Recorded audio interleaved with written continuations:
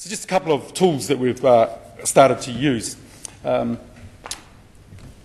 We have 93 schools. There's a population of 220,000 people. We have 93 schools, 12 secondary schools. 25% of all Westies bus their children away from our secondary schools. All right? Now that tells you that they don't work for them. See, parents love their children and will do things to move them, like clogging up the roads that Patricia is going to have to look after very shortly.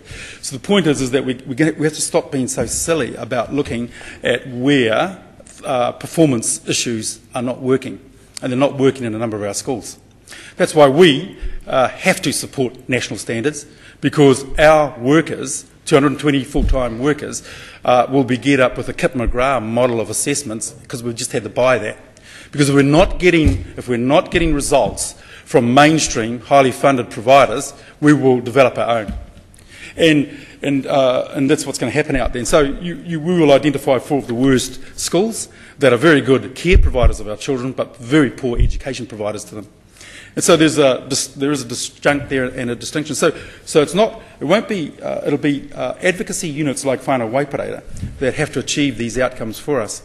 When you look at a whole bunch of other things, why we support private prisons is because we cannot get access to prisons at the moment to drop our reoffending rates. They are outrageous.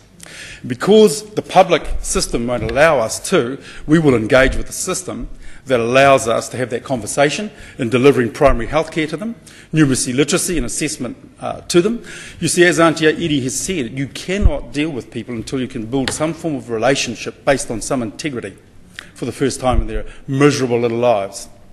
Okay, and then once you've got that crack through, we can then start to profile our people in terms of reintegration, rehabilitation possibilities. We cannot and should not have to do it outside the prison gate with no profiling capacity whatsoever. So when people have a go at us to say, oh, it's public good, private bad, no, that's not the issue for us. We must look at getting the best possible outcomes for what we're doing and where we're heading. And so what you'll see in Whanau Order rollouts, what Whanau Order does is it's not about the money. Interestingly enough, the Iwi Leaders Forum found out in the budget there was some money, and now they're all interested in social services. But what it's about is it's not about the money, it's about the mandate that it grants our whānau navigators to say to other providers who are funded on a per capita model for our children, hey, you're not providing this well enough, and we want this assistance for this family and this kid. We don't want to take over everybody's contracts and jobs, but we want our just performed entitlements and rights for our kids for a change. And so what you'll actually see, so for the first time with our own DHB, we're doing devolution programs. That's going great. So on the health side of things with this government, with Māori ministers in it, so I wouldn't say the Tories would bend over backward to help us, but then it's another story. But the point is that under the Māori ministership advocacy, we've got a chance. The window of opportunity for that chance will close quite dramatically as a whole bunch of bureaucrats try to control it, screw the scrum on us, right?